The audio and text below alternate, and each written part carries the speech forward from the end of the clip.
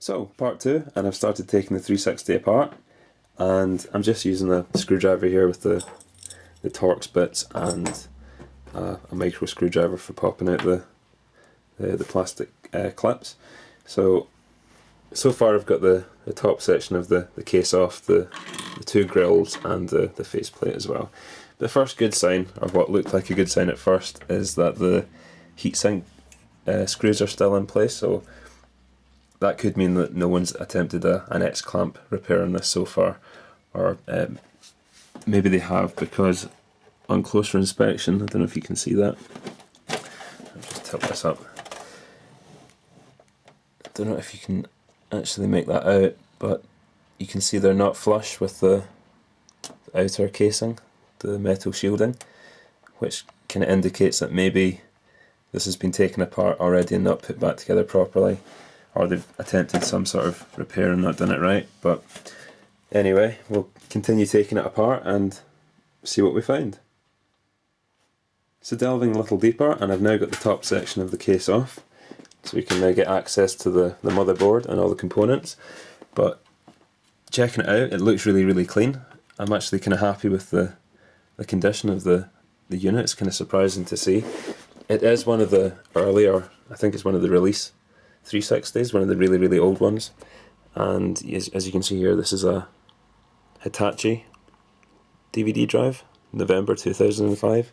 So it is one of the really early revisions of the console, which were prone to going faulty. But as you can see here, everything's as it was. There's nothing being modified. The heat sinks are all in place, and yeah, it looks like it's been taken apart before and given a clean, and maybe they've tried to put some new thermal paste on the heat sinks there. So overall, I'm pretty happy with the condition. What I'm going to do next is take these heat sinks off, reapply some thermal compound to the chips, and put everything back together again properly, and see if that makes any difference.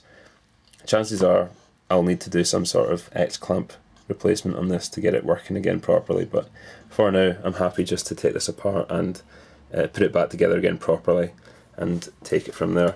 But everything seems fine so far. All the cables are in place, everything's clean, there's no obvious signs of any kind of damage or anything. The DVD drive looks like it's in good condition. Sometimes you'll find with these old consoles that if they've been in like a really kind of dirty environment, that there'll be cigarette staining and nicotine stains and stuff in it, but there's nothing like that with this, so that's kind of good to see. But yeah, next up I'll take the heat sinks off and give them a clean and put some new thermal compound on it. So it's totally stripped down to the motherboard now, and it's starting to get dark outside, so apologies if the lighting's getting a bit bad, but yeah, down to the motherboard, and as you can see, there's the chips there. So you've got your CPU and GPU, and I had originally thought that maybe this had been taken off and cleaned up and put new grease on, but apparently it's never been touched. You can see the original thermal paste is still on the heatsink and on the motherboard there. X-clamps were still in place. Nothing's been changed. So that's a good sign. That means it's not been tampered with before. And what I'll do now is give these a good clean and then put some new thermal compound on it and put it all back together again. But so far so good. Everything looks like it's basically in factory condition. It's not been tampered with in any way, not been modified, which are all good signs when you're trying to fix these old Xboxes.